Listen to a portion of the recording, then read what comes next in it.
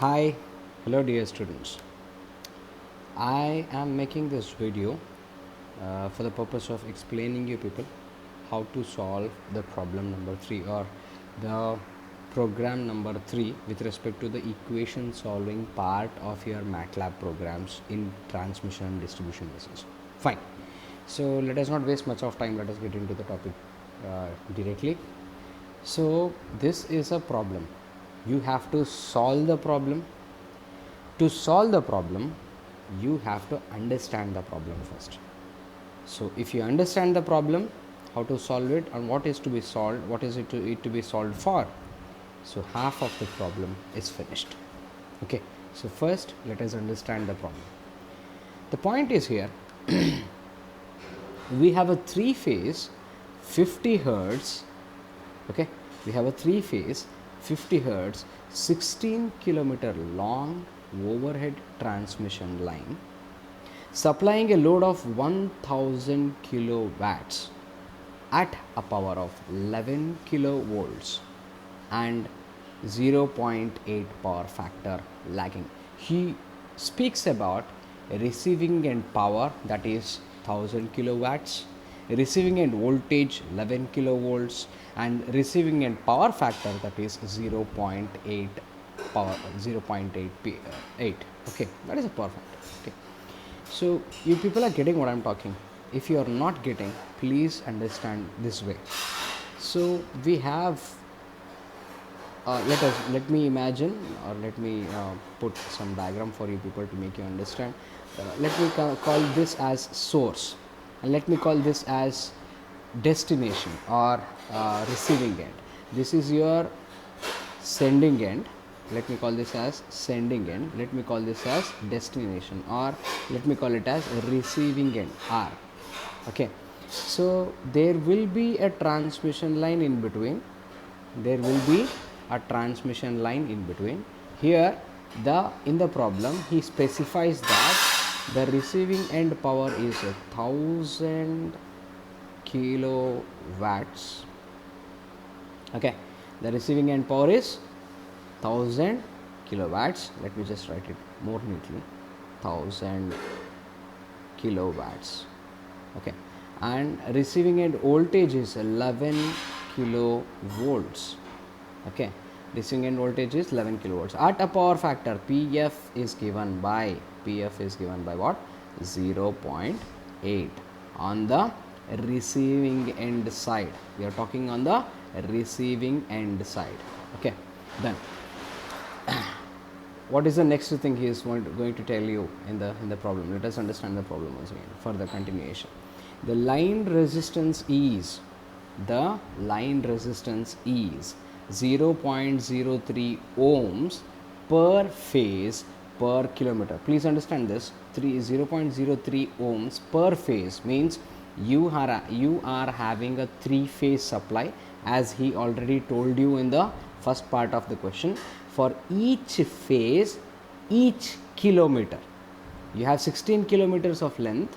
For each phase, each kilometer, the amount of resistance offered by the transmission line is 0.03 ohms. You getting what I'm talking? Okay, so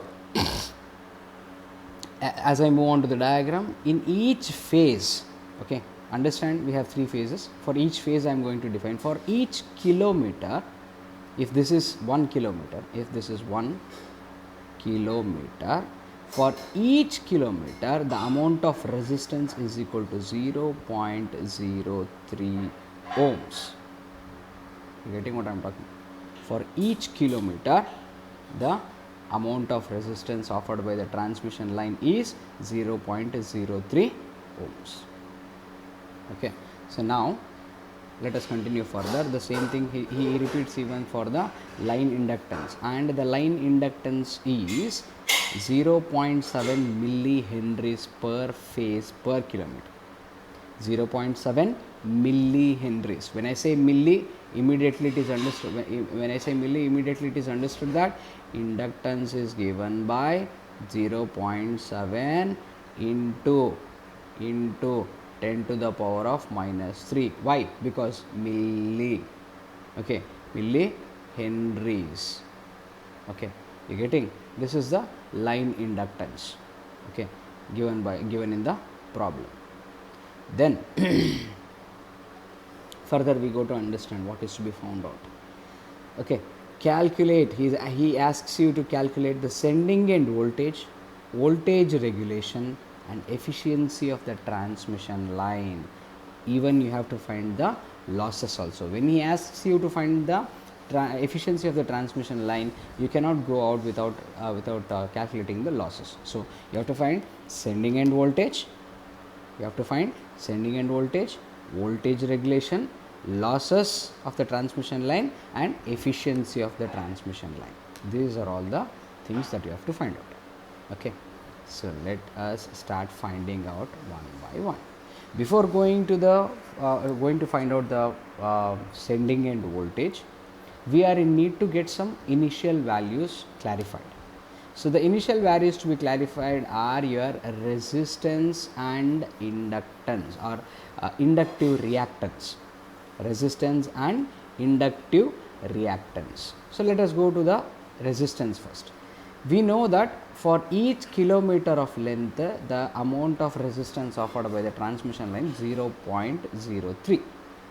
If I multiply it with the total length of the transmission line, which is 16 kilometers, that gives me a value of 0.48 ohms. Sorry, 0.48 ohms.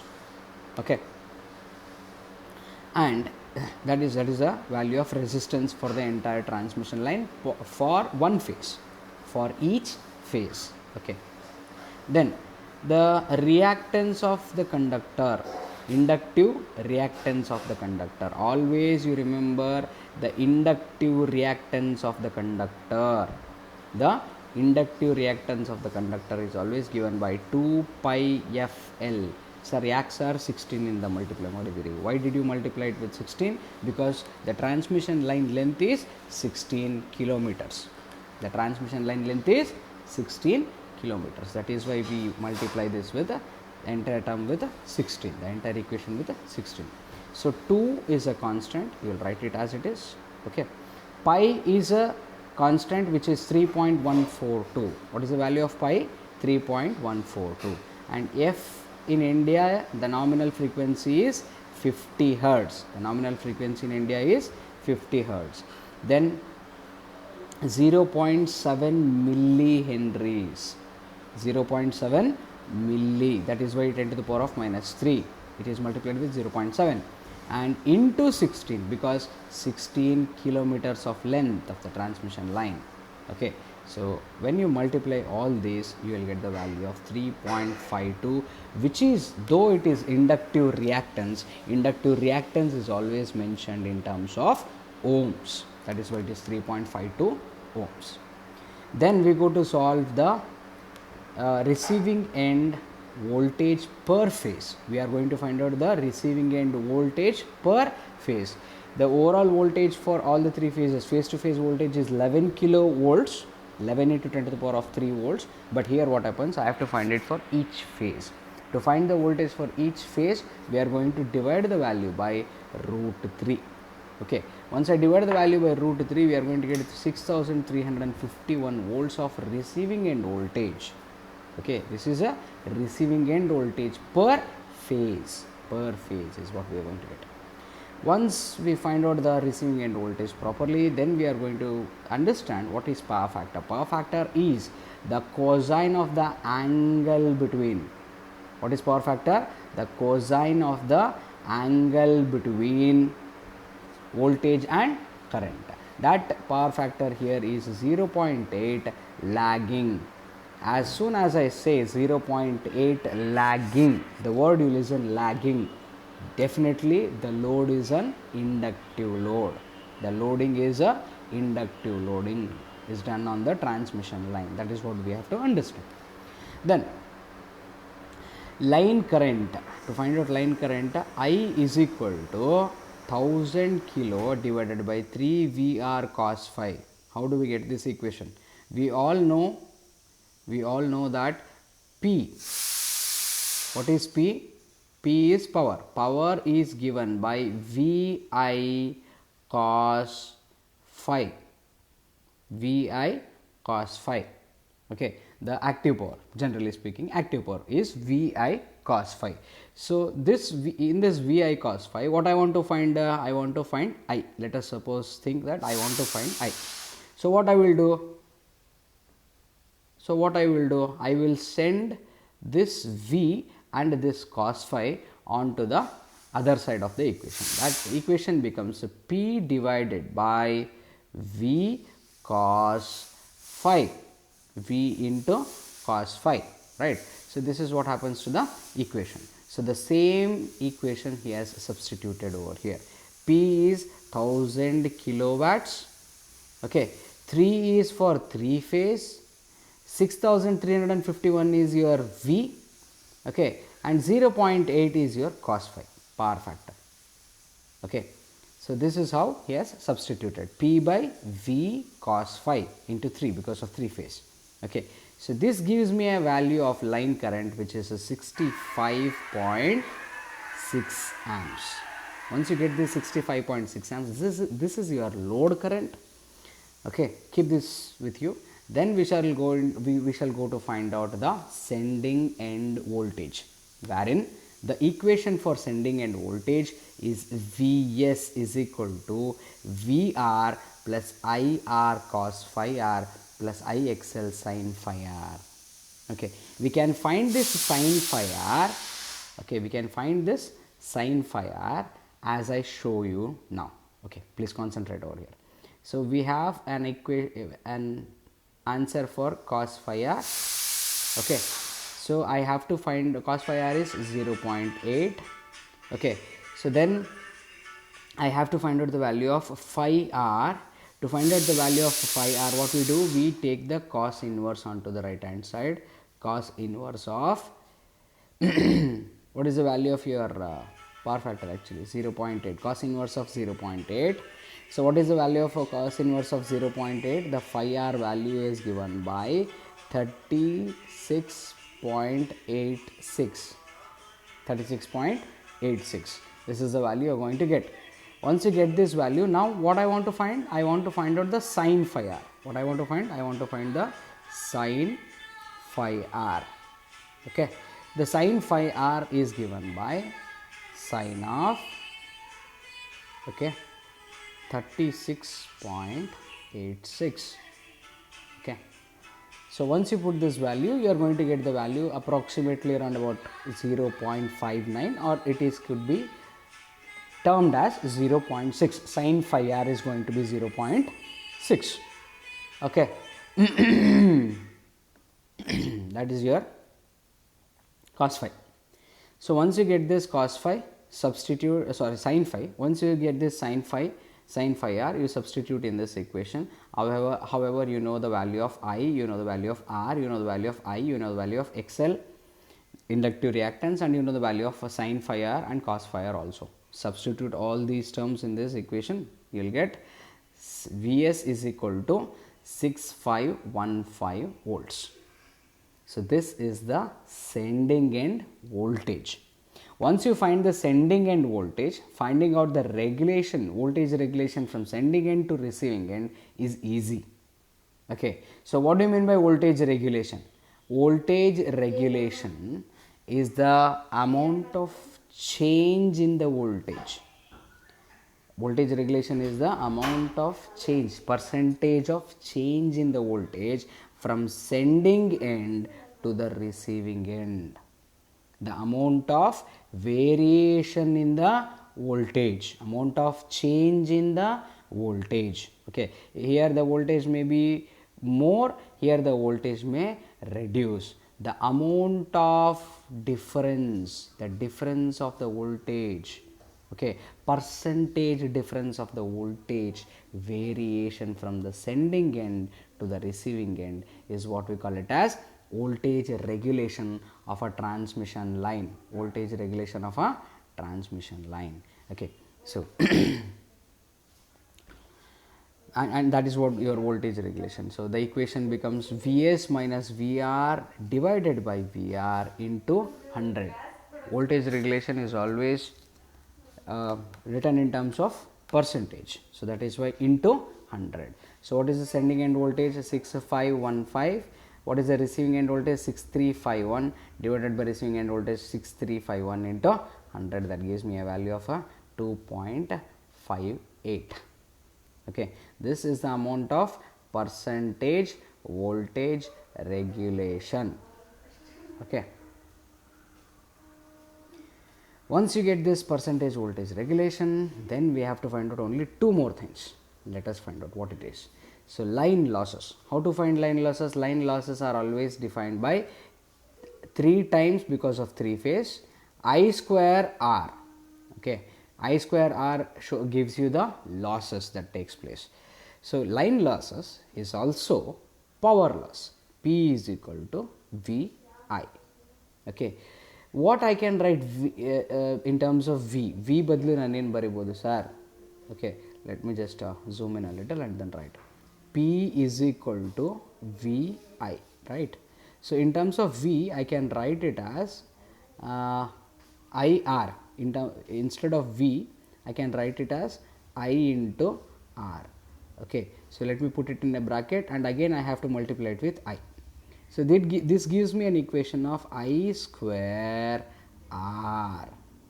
So this is what the power loss takes place in the transmission line. This is the power loss takes place in the transmission line while transmitting for longer distances. So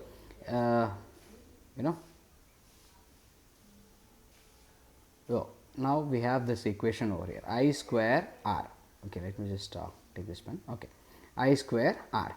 So 3 we have multiplied because of 3 phase. So I square, I value 65.6 square into R 0.48 into 3, that gives me a value of 6.2 kilowatts. What do you mean by this? What do you mean by this? Let me go back to the diagram to explain you. Let me just once I send some amount of voltage from sending end to receiving end, in between there will be some losses called as line losses. Okay, these line losses is what we have found out. From the sending end to the receiving end, while we are transmitting the power, there will be some sort of losses.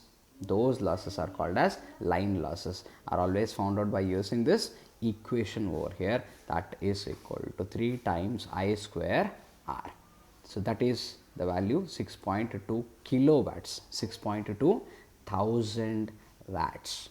Okay, so now to find out the input power, what we are going to do, we are going to put the output power plus line losses. Okay, to find the input power. So let us understand, we are feeding some amount of input power at the sending end. At the receiving end, we are going to get the output power. So to find out the input power, I have to add output power plus line losses. Okay, if I add output power plus line losses, that is equal to your input power. Okay, that is what we are going to do in the equation also. Here also he does the same thing. Okay, so what is your input power? Input power is output power plus line losses, that is given by 1000 plus 6.2 kilowatts, that gives me 6.2 kilowatts. That means 6.2 thousand watts. Kilo in the sense 1000. So the input power is 1006.2 kilowatts. Done. So next we are going to understand what is how we are going to find out the transmission efficiency of the given transmission line. So what is the transmission efficiency? Efficiency is always defined by output power divided by input power into 100. Okay, transmission efficiency is always defined as output power divided by input power into 100. Output power is 1000 kilowatts. So input power is 1006.2 kilowatts into 100, that gives me an efficiency, transmission efficiency of 99.38%. This is how you are going to solve your problem number 3. Okay, So if you still do have any doubts regarding this, you people can definitely feel free to ask me your doubts. Hope you people understood this concept well. Please revise through the video for 2 to 3 times so that you people get a better understanding of it. Have a great day. Bye bye.